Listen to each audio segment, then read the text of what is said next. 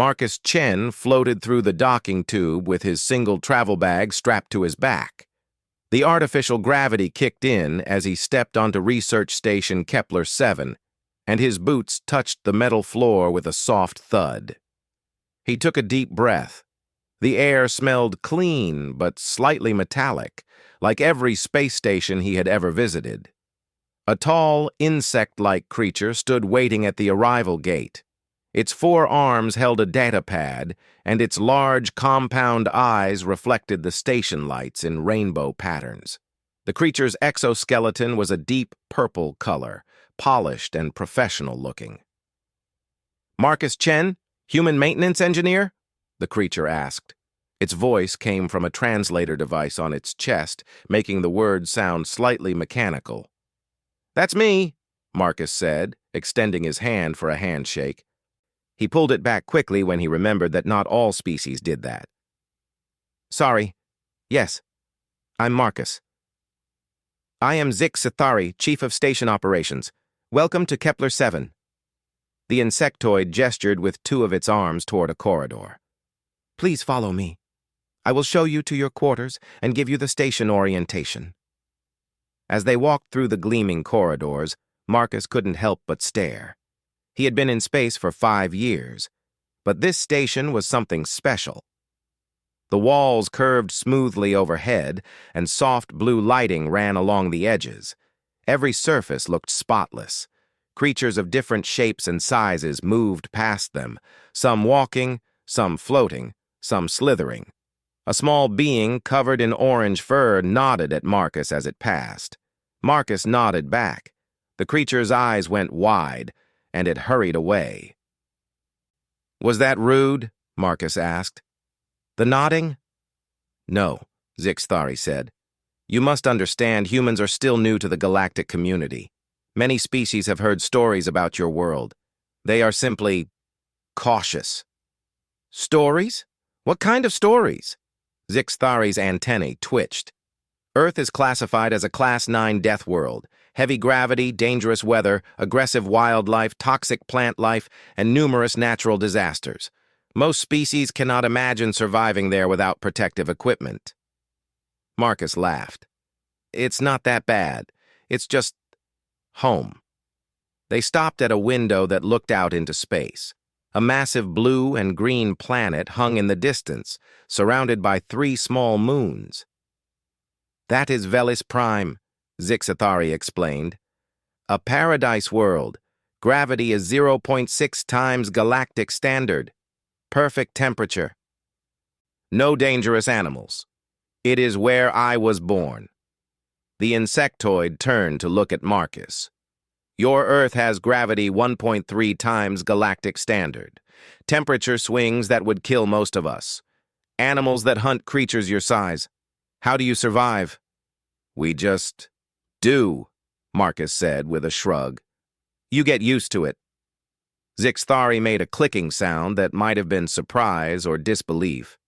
They continued walking. The quarters were small but comfortable. A bed, a desk, a small bathroom, and a window looking out at the stars. Marcus dropped his bag on the bed and followed Scifistories back out for the full station tour. The research station was huge. 15 levels, each dedicated to different scientific fields.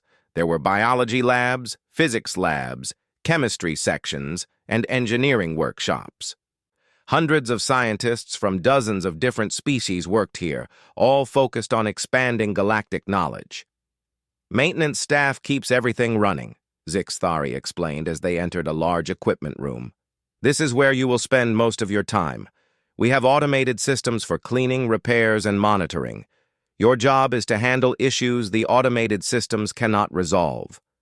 Marcus looked at the rows of small robots charging in their stations. They looked like metal discs with various tools attached: brushes, vacuums, sensors, and small manipulator arms. "These are our cleaning bots," Scifistories said. "They operate on a strict schedule. They clean every public area, every lab, and every corridor. They are programmed with very important safety protocols." "What protocols?" Marcus asked. "They never move furniture or equipment. Never. The scientific instruments on this station are worth billions of credits. One damaged experiment could set research back by years. So the bots clean around objects, under objects when possible, but they never move anything. Marcus nodded. That made sense. He had worked on stations before where one clumsy move could ruin months of work. If something needs to be moved, Zixthari continued, we follow proper procedures. Request forms, safety checks, team assignments, anti-gravity equipment requisitions, everything is documented and approved. How long does that take? Marcus asked. Usually 48 hours, sometimes longer if the equipment is particularly sensitive. They spent the next 2 hours touring the rest of the station. Marcus met a few other maintenance workers, a 6-legged creature named Poke, who handled electrical systems, and a floating jellyfish-like being called Memoria, who managed the computer networks. Both were polite, but kept their distance from Marcus.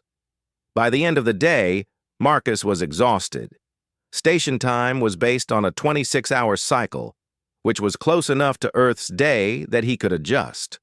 He ate dinner in the cafeteria, a meal of synthesized proteins and vegetables that tasted almost like real food, and headed back to his quarters. As he lay in bed, he thought about the station's rules and procedures. Everything was organized and efficient. Every problem had a protocol. Every task had a procedure. It was very different from Earth, where people often just did things. If something needed to be fixed, you fixed it. If something needed to be moved, you moved it. But he was here to work, not to change how things operated. He would follow the rules. He would be careful. He would show everyone that humans could fit into the galactic community just fine. Through his window, the stars burned bright and steady. Somewhere out there, 13 light years away, Earth spun through space. His mother was there, probably tending her garden. His brother was there, working construction in Sao Paulo. They were proud of him for getting this job. He wouldn't disappoint them. Marcus closed his eyes and drifted off to sleep, having no idea that in 3 days he would accidentally become famous across the entire station for doing something he thought was completely normal. 3 days into his new job, Marcus was starting to get comfortable with the station's rhythm. He woke up, checked his maintenance schedule on his datapad, and started his rounds. Most problems were small, a stuck door here, a flickering light there, a sensor that needed recalibration. Nothing too complicated. He was walking through the xenobiology section on level 7 when he heard it.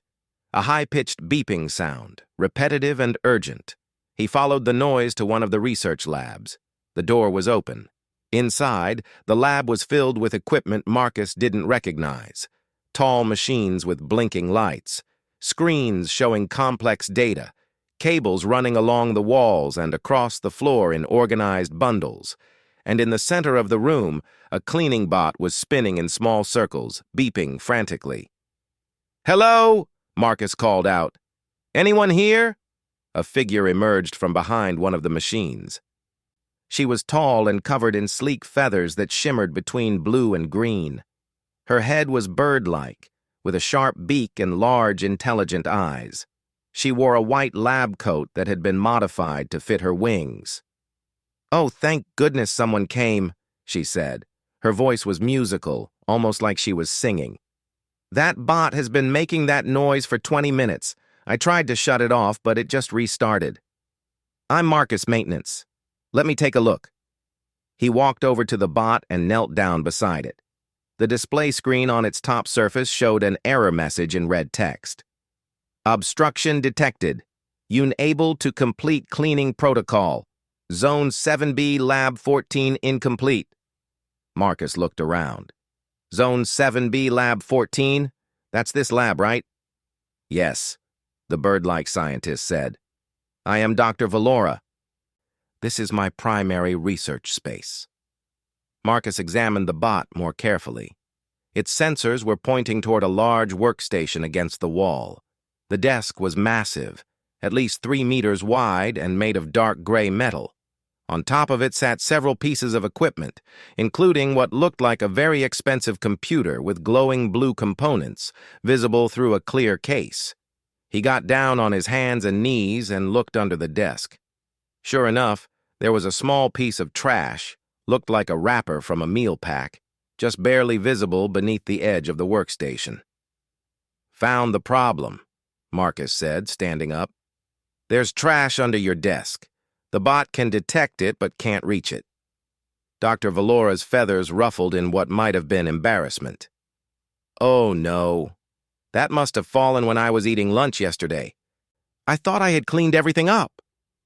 "No problem. I'll just move the desk and—" "Move it?" Dr. Valora's eyes widened. No, you cannot move it.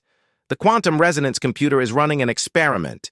It has been running for 6 days. Any movement could disrupt the magnetic field alignment and corrupt all my data." Marcus looked at the data pad on his wrist and pulled up the maintenance protocols. Sure enough, moving a workstation required an official request, a team of 4 engineers, anti-gravity lifting equipment, and approval from the department head. The process took a minimum of 48 hours. "Okay," Marcus said. "I'll submit a request to have it moved in 2 days. In the meantime, I can disable the cleaning bot's error alert so it doesn't keep beeping." Dr. Valora's feathers drooped. 2 days? "But the bot will not clean this section until the error is resolved. The hygiene protocols will flag my lab as non-compliant. I could lose my experiment privileges." Marcus frowned. This seemed like a really complicated solution to a simple problem. The trash was right there. The desk was in the way. Just move the desk, grab the trash, move it back. 5 seconds, problem solved. But he was new here. He needed to follow the rules. "I'm sorry," he said. "That's the protocol. I'll submit the request right now. Maybe they can expedite it." He turned to leave, but the cleaning bot's beeping was getting louder and more insistent. Dr. Valora looked stressed, her feathers now flat against her body. Marcus could see papers scattered on another table, research notes probably. There were dark circles under her eyes. She looked like she hadn't slept in days. Marcus stopped walking. He looked at the desk again. It was big, but it didn't look that heavy. The equipment on top was secured with magnetic clamps. He could see them. The desk itself just needed to move about 10 centimeters to the left. That would give him enough room to reach under and grab the trash. "Dr. Valora," Marcus said, "I'm going to move it. Just a little bit, very carefully." "What? No, you cannot. The regulations—" "I'll be gentle, I promise. It'll take 2 seconds." Before she could protest further, Marcus walked over to the desk. He checked the equipment on top one more time. Everything was clamped down securely. He bent his knees slightly, gripped the edge of the desk with his right hand, and lifted. The desk came up easily. It was heavy, probably 400 kilograms based on the strain in his arm, but nothing he couldn't handle. He held it steady, about 15 centimeters off the ground, keeping it perfectly level. With his left hand, he reached under and grabbed the trash wrapper. "Got it," he said cheerfully. He lowered the desk back down, slowly and carefully, making sure it settled into exactly the same position. The equipment didn't even wobble. The whole thing took maybe 5 seconds. Marcus stood up, holding the wrapper triumphantly. "There we go. Problem solved." He walked over to the recycling chute and tossed the wrapper in. The cleaning bot immediately stopped beeping. Its lights turned from red to green, and it rolled away happily to continue cleaning the rest of the lab. "All fixed," Marcus said, turning back to Dr. Valora with a smile. The scientist was standing completely still. Her feathers were puffed up in what Marcus would later learn was a fear response. Her beak was slightly open. Her large eyes were fixed on Marcus like he was some kind of dangerous predator. "Dr. Valora, are you okay?" She didn't respond for a long moment. When she finally spoke, her voice was barely a whisper. You just lifted that entire workstation. With one hand." "Yeah, it wasn't that heavy. Maybe 400 kilos?" I've lifted heavier stuff. 400 kilograms. Dr. Valora took a step backward. That workstation is rated for high-gravity environments. It is made of titanium composite. It would take 4 of my kind working together to move it even with anti-gravity assistance. Marcus felt a sinking feeling in his stomach. I'm sorry. I didn't mean to scare you. On Earth, this is pretty normal. I mean, I work out, but I'm not even that strong compared to some people. My brother could probably lift twice this much. Dr. Valora's feathers were trembling now. Your brother could lift 800 kilograms? Casually? Well, yeah. He works construction. He moves heavy stuff all day. The scientist slowly backed toward her communication panel on the wall. I need to report this. For station safety. You understand? Report what? I just picked up a desk.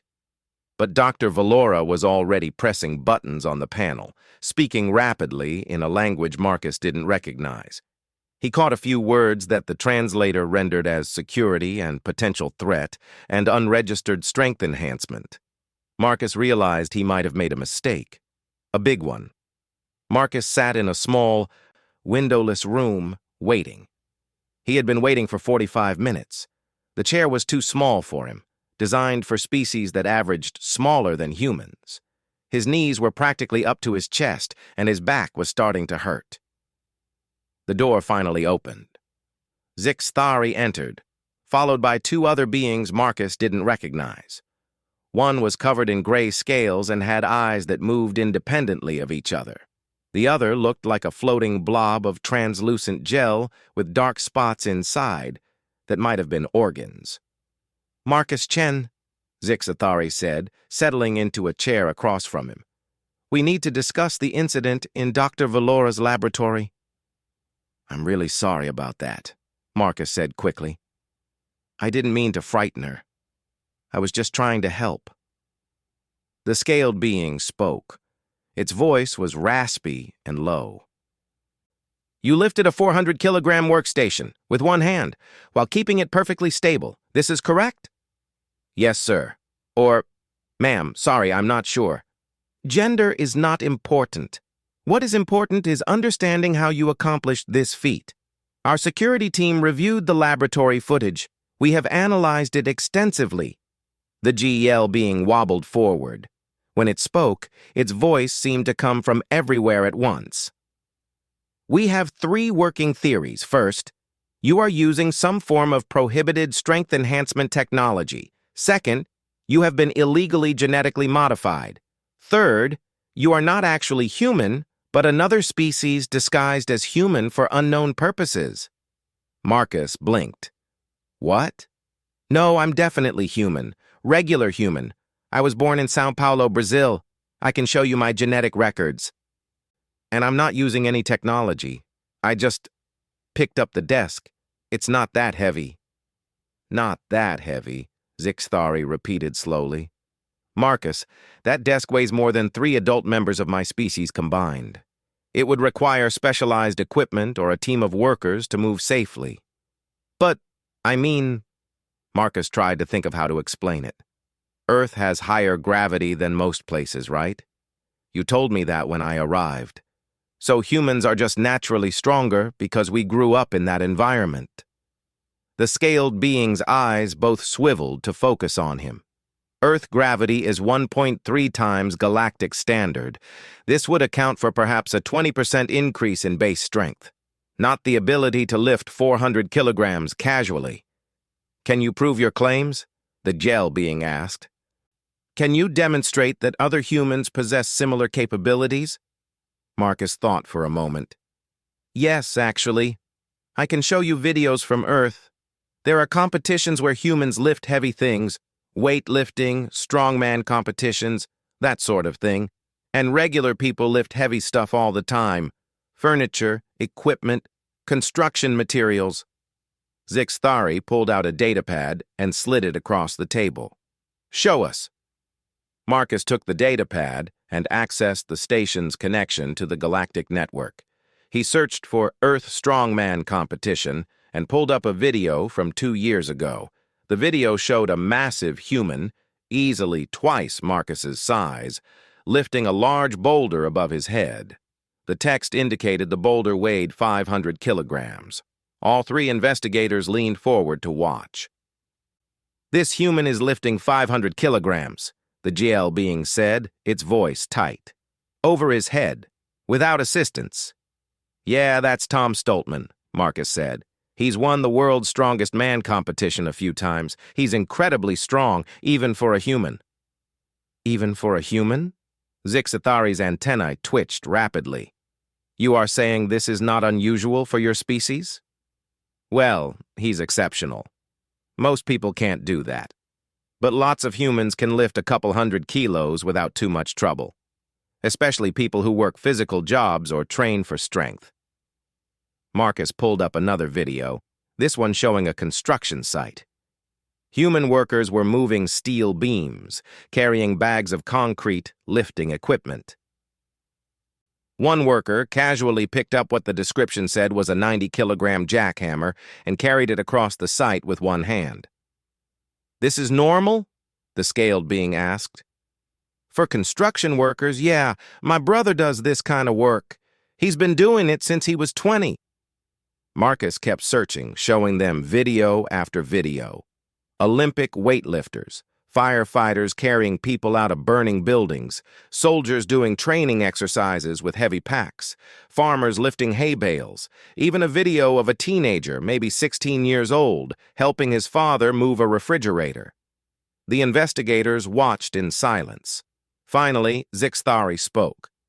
"We need to verify this information with your government. But if these videos are authentic, Marcus, do you understand what this means? That humans are strong?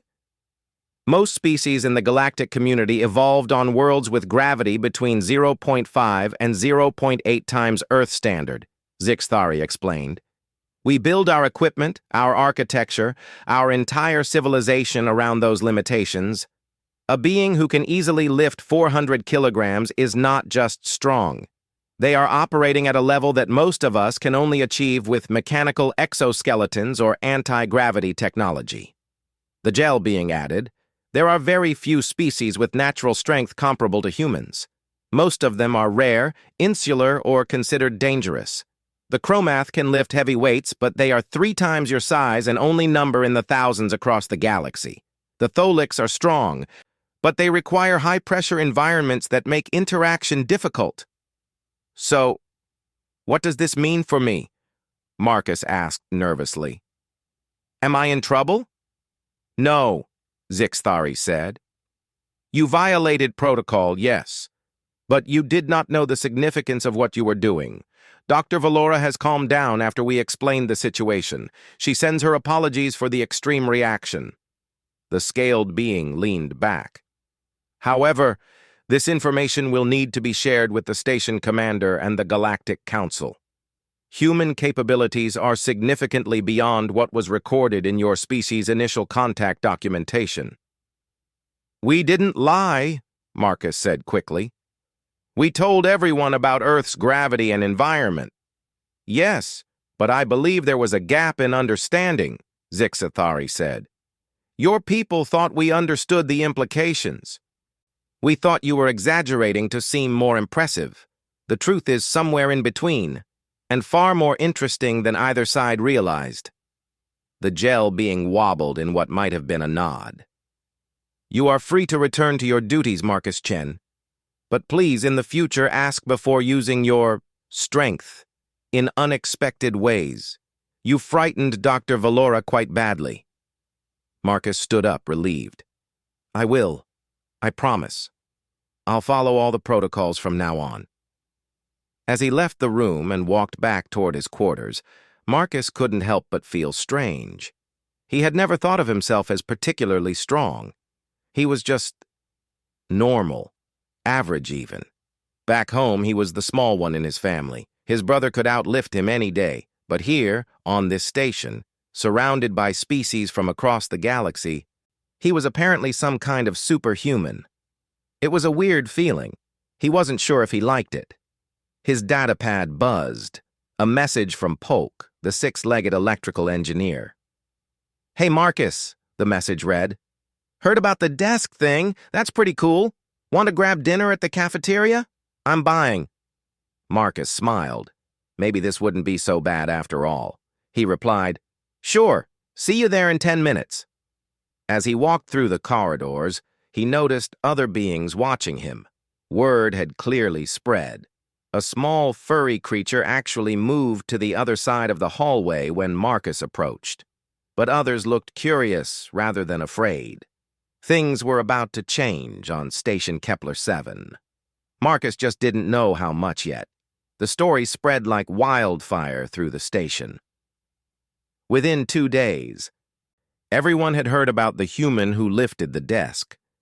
Marcus couldn't walk 10 meters without someone staring at him or whispering to their companions. Some beings seemed afraid. Others seemed fascinated. A few just seemed confused. On the 4th day after the incident, Marcus was in the equipment bay when he heard a loud crash from the loading dock. He ran over to find 3 small, blue-furred beings struggling with a cargo container. The container had fallen off its hover pallet and was blocking the entire entrance. "We cannot move it!" one of them squeaked, their voice high-pitched and panicked.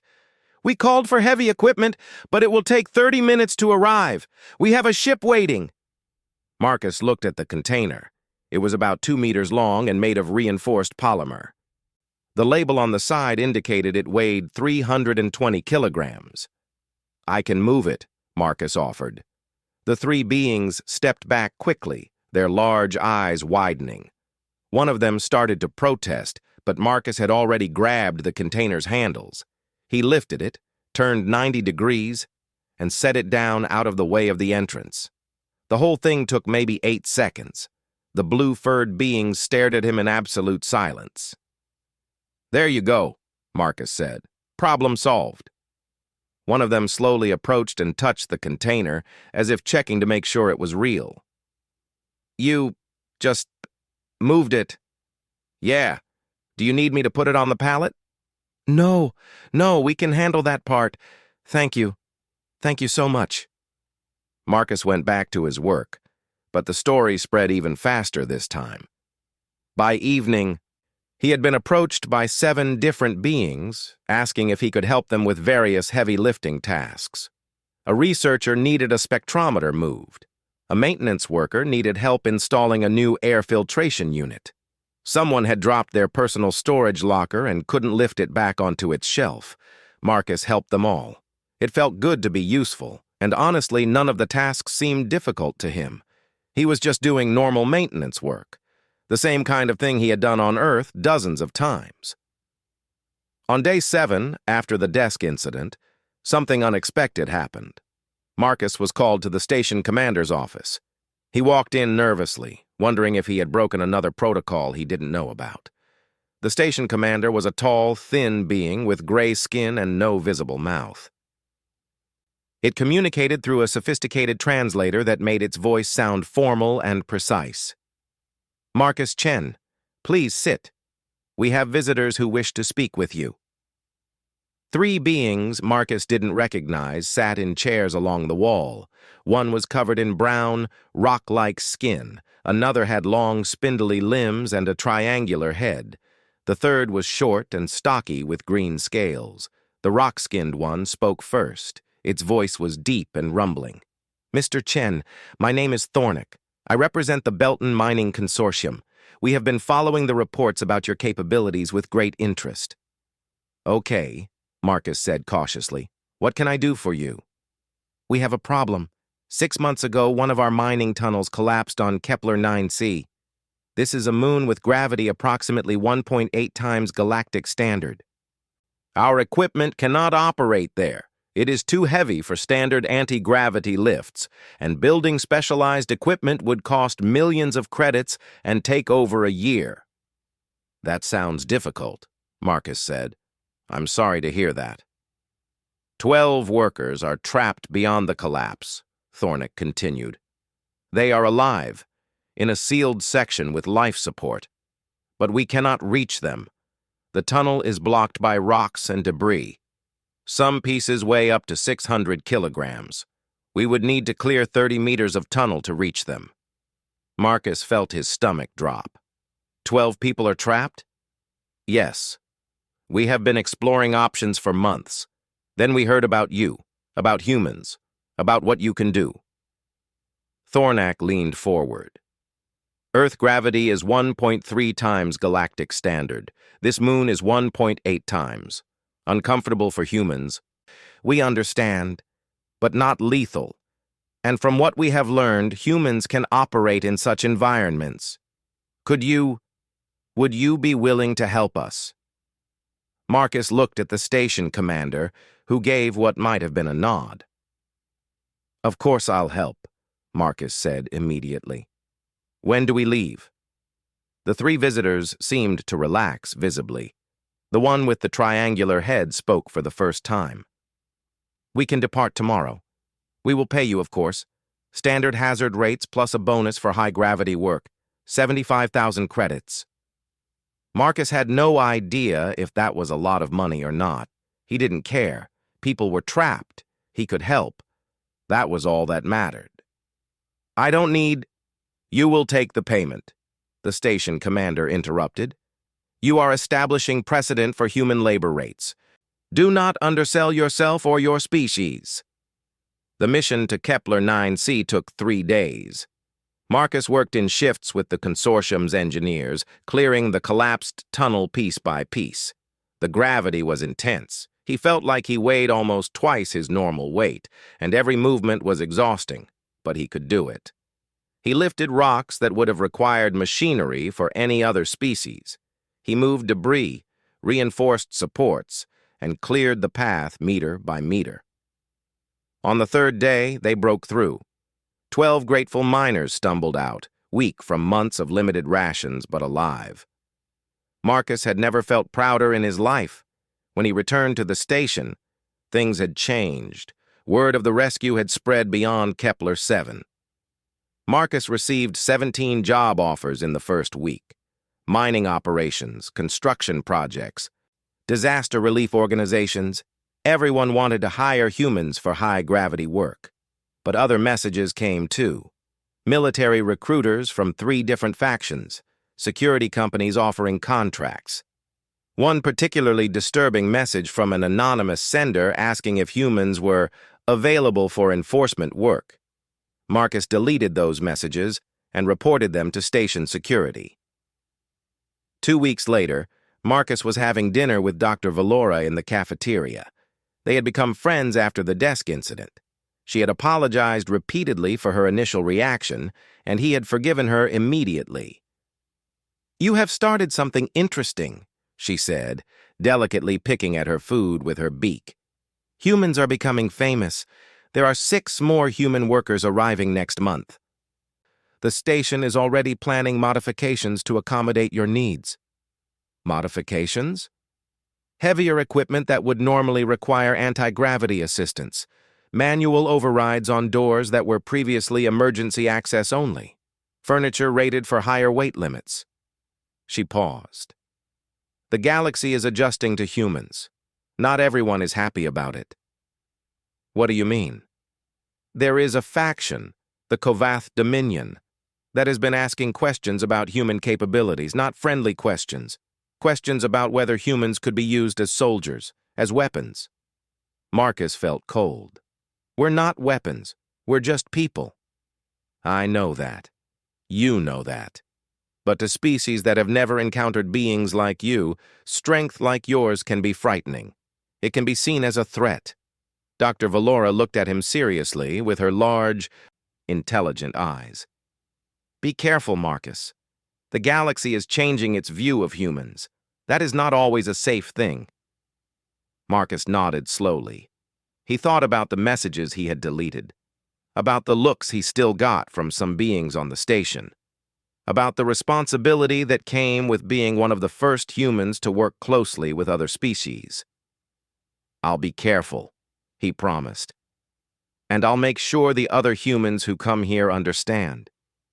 We're not here to intimidate anyone. We're just here to help. I believe you, Dr. Valora said. I hope others will learn to believe it too. That night, Marcus sent a long message to his family on Earth. He told them about the rescue mission, about the opportunities opening up for humans, and about the concerns Dr. Valora had shared. He also included a warning. Humans were becoming valuable in the galactic economy, but that value came with risks. Not everyone would see them as friends and partners. Some would see them as tools or threats. His brother's reply came the next morning. Sounds like you're doing good work. Keep being the good guy. That's how you change minds. Marcus smiled. His brother was right. The best way to show the galaxy what humans really were wasn't through displays of strength or power. It was through doing what he had always done, helping people, solving problems, and being kind, even if that meant occasionally lifting a very heavy desk. 6 months had passed since Marcus lifted the desk, and Station Kepler 7 had transformed. The maintenance bay now had a section specifically for human workers. 23 humans worked on the station now, ranging from teenagers doing internships to experienced engineers in their 50s. Marcus had become something of a leader among them, not because he wanted to be, but because he had been first. The station itself had adapted. Heavier furniture in some sections, manual overrides clearly marked in human-accessible areas. Even the cafeteria had added food options that better matched Earth's nutritional profiles. What had started as accommodation had become integration. Marcus was training the newest arrivals, a young woman named Sarah who had just turned 19, and an older man named Deshawn who had worked construction on Mars before coming here, when Zixthari found him. Marcus, we have a situation. The commander needs to see you immediately. The 3 humans exchanged glances. Is something wrong? Marcus asked. I am not certain. But we have visitors, the Kovath Dominion. Marcus felt his stomach tighten. The Kovath were the faction Dr. Valora had warned him about months ago, the ones asking questions about humans as weapons. In the commander's office, 3 Kovath representatives waited.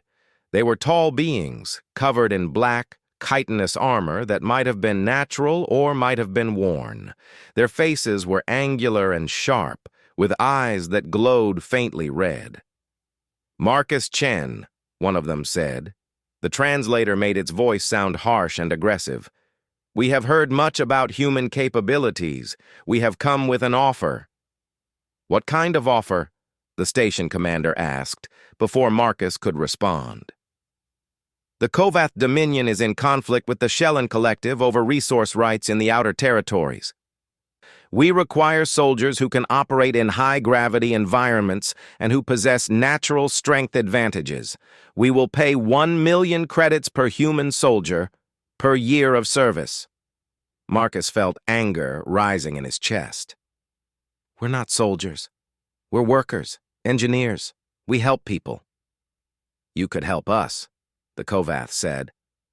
Think of what your people could accomplish with such wealth. Earth could benefit greatly. By sending its people to fight in your war? Marcus shook his head. No, absolutely not.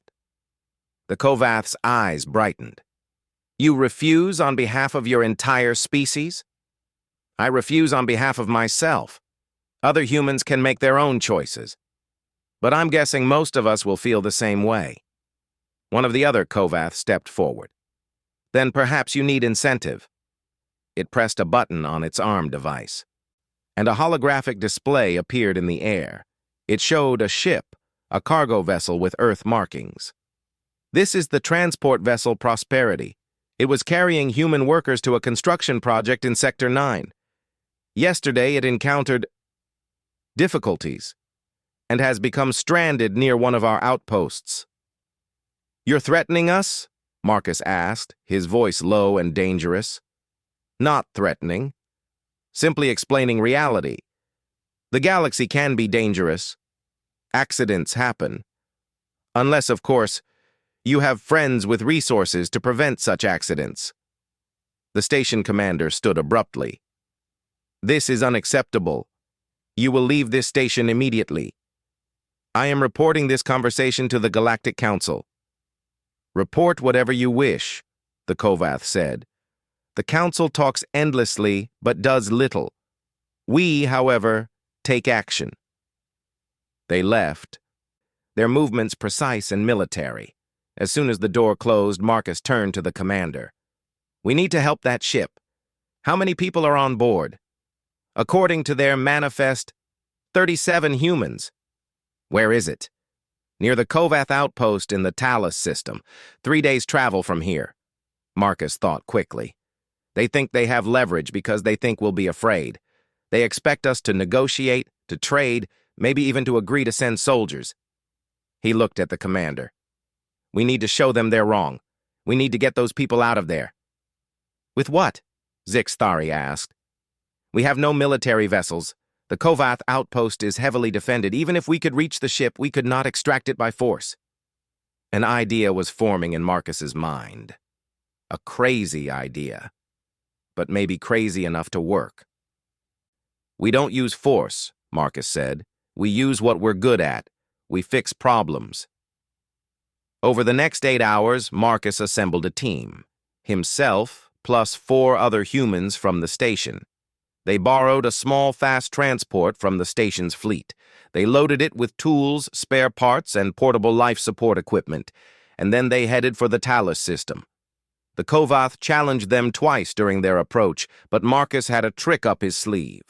He broadcast on open channels, making sure every ship in the area could hear. This is Marcus Chen of Station Kepler 7. We're responding to a distress call from the human vessel Prosperity. We're not soldiers. We're not warriors. We're just maintenance workers doing our jobs. We're going to fix their ship, and then we're all leaving. Anyone who wants to stop rescue workers from helping stranded civilians can explain that to the galactic news networks that are monitoring this channel. Dr. Valora had helped him set up the broadcast. News ships from 3 different networks were indeed following the situation. The Kovath could threaten in private, but not with the entire galaxy watching. They reached the Prosperity without being fired upon. The ship was indeed in bad shape. Its main engine had failed, and life support was running on backup power. But Marcus and his team had dealt with worse. Working in shifts, they spent 14 hours repairing the engine, reinforcing the hull where it had been weakened, and restoring full power. The crew of the Prosperity were engineers and construction workers, and they helped where they could. Some of the repairs required moving heavy components or working in awkward positions that would have been impossible for most species. For humans, it was just hard work. When the Prosperity's engines finally rumbled back to life, a cheer went up from both crews. Marcus shook hands with the ship's captain, a gray-haired woman named Chen. "Any relation?" she asked, noticing his name. "Not that I know of, but there's a lot of us." He smiled. "Get your people out of here and tell everyone back home what happened. Tell them the galaxy is full of opportunities, but it's also full of dangers. We need to be smart." "Will do. And Marcus, thank you. All of you." Both ships jumped to FTL within minutes of each other. They left the Kovath outpost behind, along with whatever plans the Dominion had for recruiting or threatening humans. The story made galactic news. The footage of humans risking themselves to save other humans, refusing to be intimidated by military threats, and accomplishing a rescue through skill rather than violence, it all painted a very different picture than the one the Kovath had been promoting. 3 weeks later, back on Station Kepler 7, Marcus received a message from the Galactic Council. They were formally recognizing a new organization, the Heavy World Workers Guild. It would represent humans and the handful of other high-gravity species, ensuring fair wages, safe working conditions, and protection from exploitation or military recruitment. Marcus was asked to serve on its founding board. He accepted. More importantly, other species had started to see humans differently, not as potential weapons, not as frightening anomalies, but as people. Strong people, yes, capable people. but people nonetheless. People who helped, people who solved problems, people who took care of each other. On a quiet evening 2 months after the rescue, Marcus was doing his usual maintenance rounds when he heard a familiar sound. A cleaning bot, beeping in distress. He found it in one of the new research labs. The lab belonged to Polk, the six-legged electrical engineer who had been one of the first to befriend Marcus. "Got a stuck bot?" Marcus called out.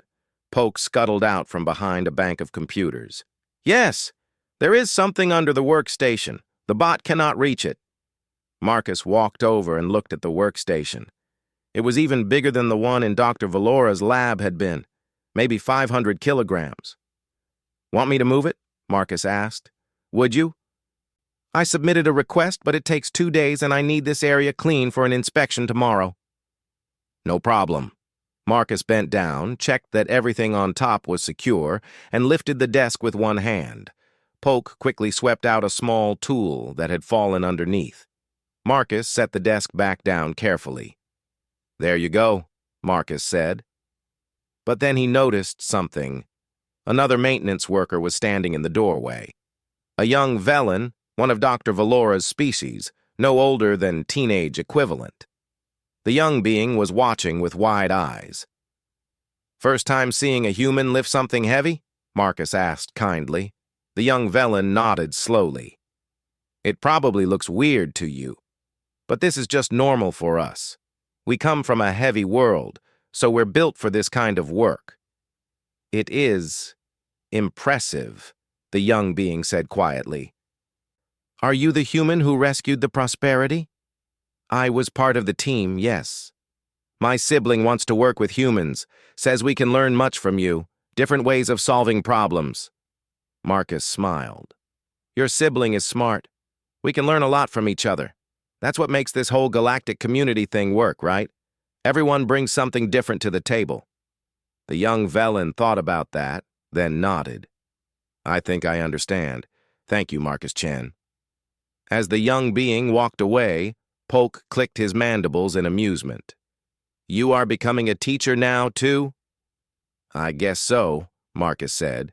"Someone's got to show the next generation how to lift heavy desks." They both laughed. The cleaning bot happily rolled away, its error cleared, its task complete.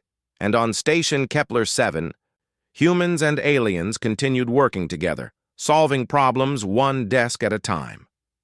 Marcus looked out the nearest window at the stars beyond.